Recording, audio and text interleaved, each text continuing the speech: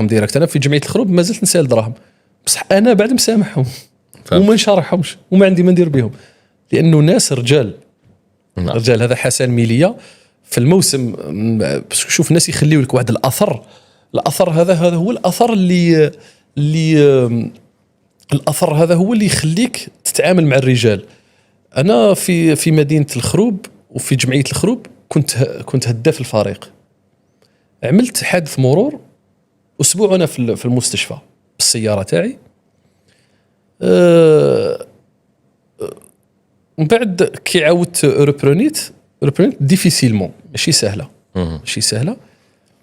من بعد خلص الموسم جا عطاني لا دوزيام بريم سيناتور، الشطر الثاني. لما عطاني الشطر الثاني فيه مبلغ محترم، بصح انا لما رحت للمنزل لقيت 8 ملايين زايده.